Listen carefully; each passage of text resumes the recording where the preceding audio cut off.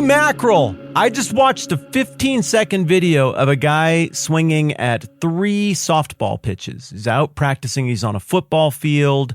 Looks like he's standing maybe in one end zone, and he's hitting to the opposite corner, the opposite end zones. He's probably hitting 350 to 400 without any effort. The guy just has this perfect kinetic chain. He shifts his weight, and in fairness, there is a lot to shift. He's a big dude.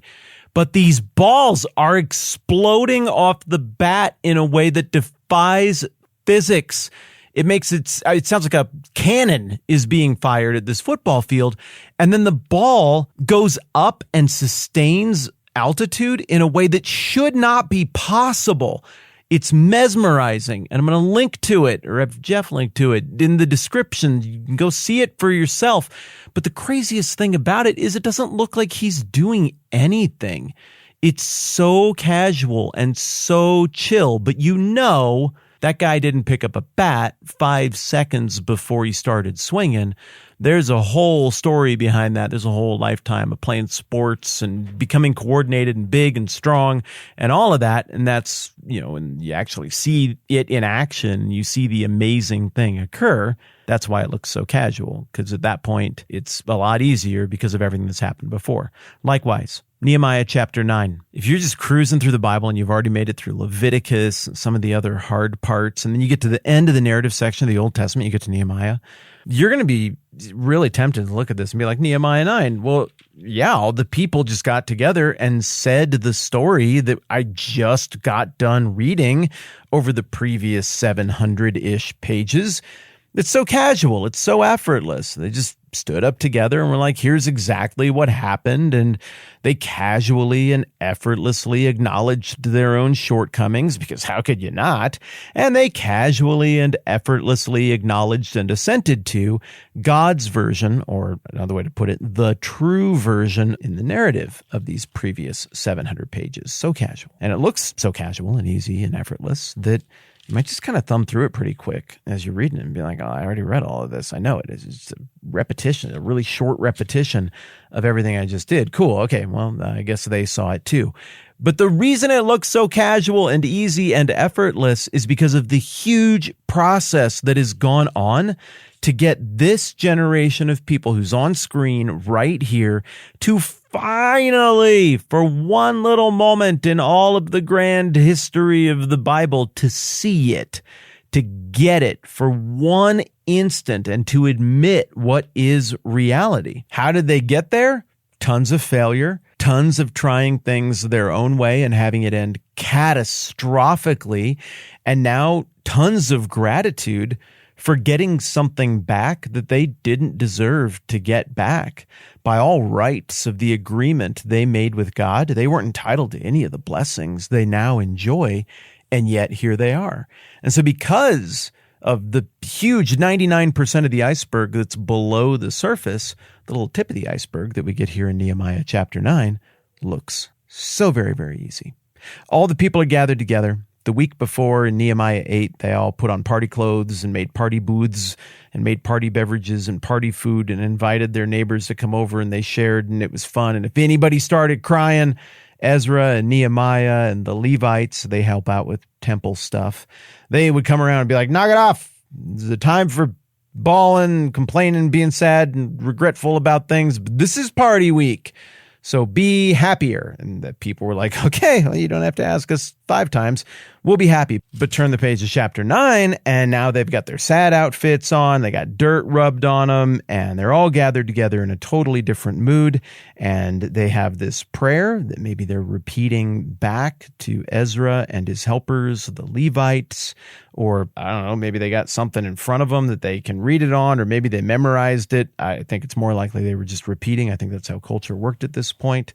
And it comes off as effortless in its acknowledgement of God's goodness and their failure, and in how this prayer makes for a collective assent to the truth of the events that have happened, even though they aren't very flattering for the people saying the prayer.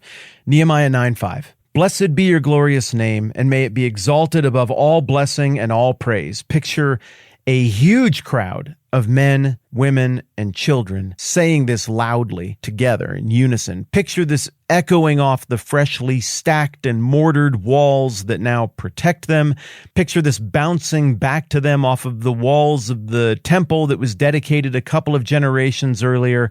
Everything about the physical landscape, the audio environment, and the vibe of the people is all something that undergirds this prayer that they are now making. You alone are the Lord. You made the heavens, even the highest heavens, and all their starry host, the earth and all that is on it, the seas and all that is in them.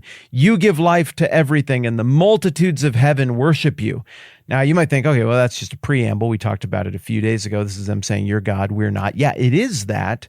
But this is also them internalizing part of the Bible that has happened before this part. Now, the part of the Bible I'm referencing is actually a couple books down the road here. It's still ahead of us. You go Esther, and then the next book after Esther is Job. And Job is probably the oldest book in the whole Bible. It's one that the crowd would have known. And what's the lesson of Job? Well, Job goes through tremendous suffering, and his friends are eager to complain about God or say it must be your fault for doing something bad. Job seems to be the most noble of those quote-unquote friends who try to help him grieve. But in the end, God shows up. He makes counsel with Job, and he's like, all right, Job, you got a bunch of questions about my goodness and my power and who I am? Cool. Put on your little man outfit because you're going to need it for this conversation. It's great, paraphrases mine, but barely paraphrases mine. And then God gives him this galactic tour of all of creation and time and space and things known to human eyes and unknown to human eyes. And Job is like, I'm an idiot. Yep. Where was I when you did all of that? You're right. I am wrong. You made everything. You are entitled to everything. I am not. And he goes from a fairly good posture before God to an absolutely right posture before God. It's powerful stuff.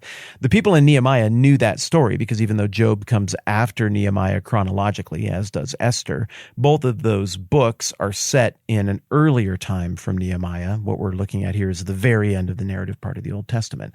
So they're getting that, and they're repeating back to God that truth. They have stubbornly resisted that truth since forever, and you can't really get on your high horse about it and get after them because people who believe there's a God since forever have gone to church and sung hymns and songs that make liars out of us all.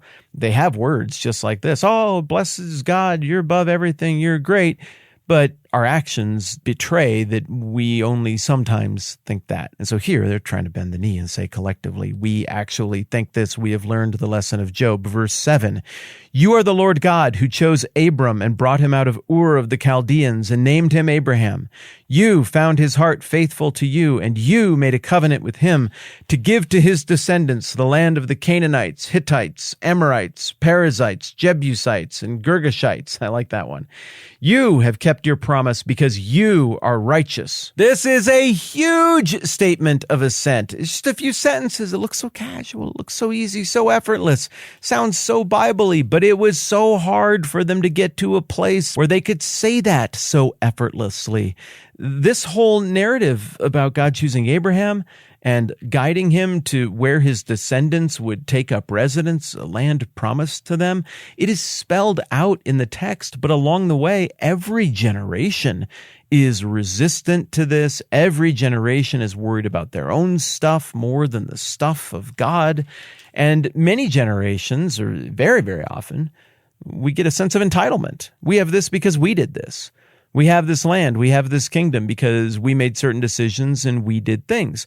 But counter to that, throughout the whole Old Testament, we see God stacking the deck against himself, stacking the deck, that is, against the hoped-for outcome for his chosen people, to make it so that it's such a crazy long shot that things worked out that nobody could take credit for themselves as a person. Nobody could give credit to a people group. But instead, the idea is anybody who looks at this is going to have to give credit to God. I'll just back my people up against a giant body of water with the most powerful military in the world bearing down on them angrily, and they don't have any weapons or nothing.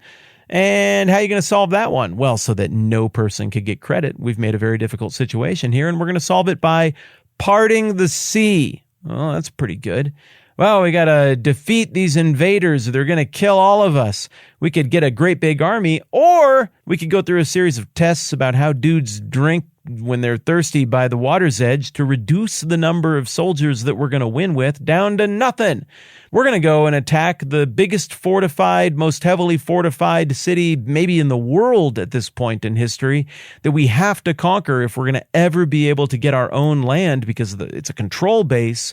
And instead of doing it with swords, we're going to do it with trumpets. We're just going to march around it with trumpets. The whole idea is the deck is constantly stacked against the positive outcome so that God can do things in remarkable ways where only he gets credit. So it might seem casual and easy and effortless for this gathering of descendants of Abraham in Nehemiah chapter 9 to get together and say, you are the Lord God who chose Abraham and brought him out of Ur of the Chaldeans and named him Abraham. You found his heart faithful to you, and you made a covenant with him, and then you gave us this land and kept all of your promises. But it wasn't easy at any other point. The narrative they always wanted to spin was, we did it, we did it, we did it. And for them to finally come around to saying this is to finally admit to what really is evident when you read through the story itself, that God is the one who is making all of this go. Here's one of those examples right here. You saw the suffering of your forefathers in Egypt, verse 9. You heard their cry at the Red Sea. You sent miraculous signs and wonders against Pharaoh, against all his officials and all the people of his land, for you knew how arrogantly the Egyptians treated them. You made a name for yourself, which remains to this day. You divided the sea before them so that they passed through it on dry ground, but you hurled their pursuers into the depths like a stone into mighty waters. By day, you led them with a pillar of cloud, and by night with a pillar of fire to give them light on the way they were to take. It all seems so obvious. It all seems so easy. But isn't it always, as we discussed yesterday, obvious and easy what words ought to be said or how someone ought to act when it's them embroiled in their narrative?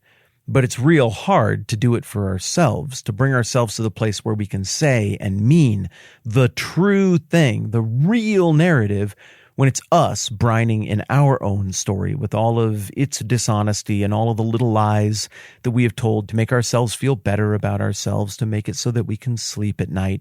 It's so difficult when it's you or I doing it. It doesn't feel casual and effortless and easy when you and I finally come around to saying the things that are true. But when the work has truly been done and you're truly repentant and you truly see how the things are and all of the illusions of a given age have finally exhausted themselves, then finally, not only is it possible to say this stuff, but it's as easy as that guy on that football field smoking softballs 400 feet at a time. It just looks like nothing, but the power is there, and it's very real. There's a whole lot more stuff that this assembly is going to say here in Nehemiah 9. It's going to be kind of a quick tour through the Old Testament again, which is a nice bonus perk as well. I just appreciate you all so much, and I'm glad we get to do this together. All right, I'm Matt. This is a 10-Minute Bible Hour Podcast. Let's do this again soon.